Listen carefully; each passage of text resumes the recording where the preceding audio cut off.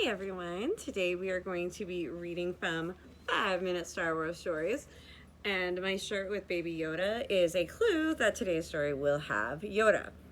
I know, not Baby Yoda, but it's, sort of the same difference, right? Okay, so it is called A Jedi You Must Become. Luke Skywalker would become one of the greatest Jedi Knights in the galaxy. But he wasn't always a powerful Jedi. In the beginning, he was just a boy. No different from any other. Luke fought bravely as a pilot for the rebellion. He even destroyed the Death Star, but Luke decided he could best help the rebels if he trained to become a Jedi Knight.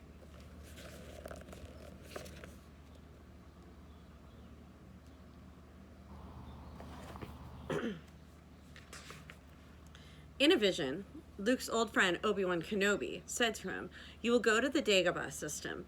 There you will learn from Yoda, the Jedi Master who instructed me." Luke knew that Obi-Wan would appear to him only if his message was very important. Luke and his droid R2-D2 flew to Dagobah right away.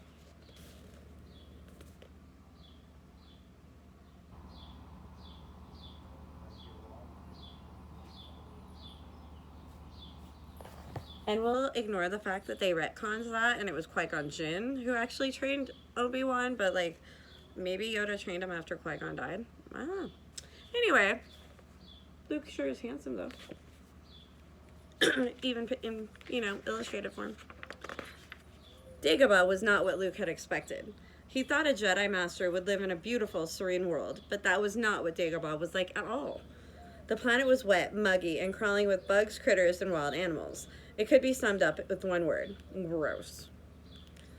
When Luke landed, his X-Wing fighter sank right into the marsh water. Suddenly, Luke felt something watching him, and he spun around, pulling out his blaster. Standing in front of Luke was a pale green creature with big, pointy ears. "I was wondering, why are you here?" the creature asked. "I'm looking for a great warrior." The creature shook his head. "A great warrior? Wars not make someone great." Luke had to admit the creature had a point. "I'm looking for a Jedi Master," he explained. "Oh, Jedi Master," the creature said. "Yoda, you seek Yoda."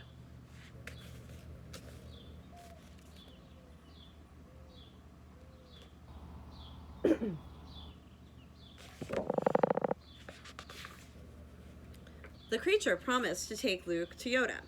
But first the creature stopped at his home and fed Luke dinner.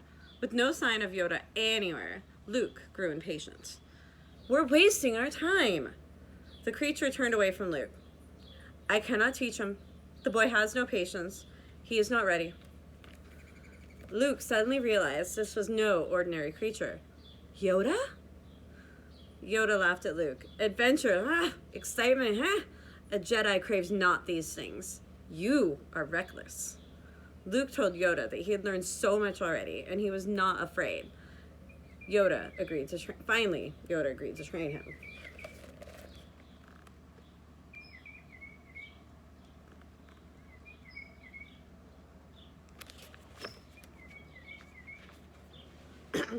Luke's first test was to run through a swampy obstacle course. As Luke trained his body, Yoda helped him develop his mind. "A Jedi uses the Force for knowledge and defense," Yoda said, "never for attack." Luke began to understand that being a Jedi was less about him and more about helping others. Luke also learned to move objects with the Force. One day, Luke stacked a tower of rocks with his mind while standing on his head. But as Luke placed the final rock, his X-Wing began to sink deeper into the swamp. Luke lost his concentration and fell to the ground with a thud. Thinking about trying to raise his ship from the muck, Luke said to Yoda, "Moving stones around is one thing, but this is totally different." No different. "You must unlearn what you have learned," Yoda said. Luke concentrated again. He knew that he would... Oops, I didn't show you the pictures. Hold on.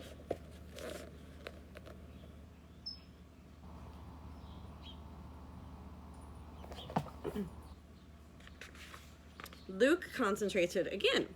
He knew that he would one day have to confront Darth Vader, the powerful Sith Lord. He needed to be as strong in the Force as possible. Luke turned back to the sunken X-Wing and said, "All right, I'll give it a try." Yoda stopped Luke saying, "Do or do not. There is no try." Luke concentrated on Yoda's words and lessons, letting the Force flow through him. Slowly, the X-Wing began to rise. Luke was as surprised as R2-D2 was excited. The little droid exclaimed with his own brand of beeps and whistled.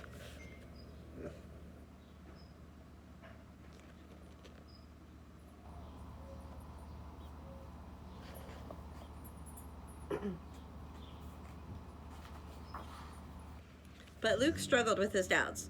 He knew that an X-Wing was very heavy. How could he possibly manage to lift it? Slowly, the ship sank back into the swamp. Luke was sad and discouraged.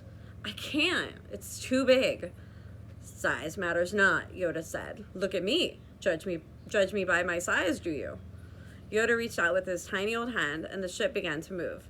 Yoda concentrated even more, and the ship floated through the air until it came to rest on solid ground. "I don't believe it," Luke said, astonished. "That," Yoda replied, "is why you fail."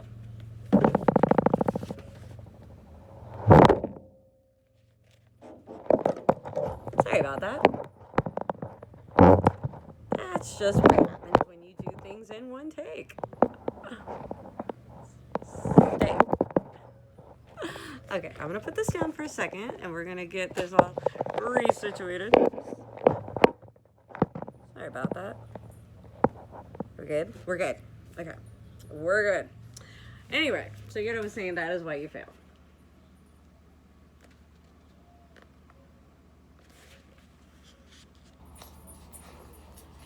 Luke continued his training, more determined than ever. One day, Luke saw a vision through the Force. He saw his friends, Han Solo and Princess Leia, and they were in trouble. They had been captured by Darth Vader. "It is the future, you see," Yoda explained. "I've got to get to them," Luke insisted. He couldn't bear to think that Han and Leia were in danger. Luke knew that a Jedi Knight was a defender, not an attacker. He acted out of protection rather than anger. It was a Jedi Knight's duty to put other people ahead of himself. Luke felt that he had come far enough in his Jedi training to make his own decisions.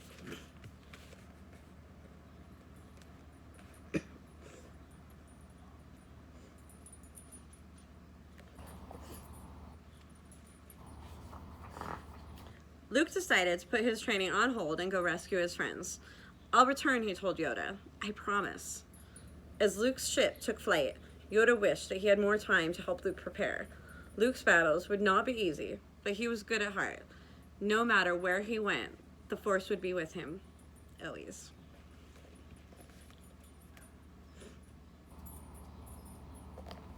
All right, and as always, I hope this story found you happy, safe, well, all those good things, and that you enjoyed it.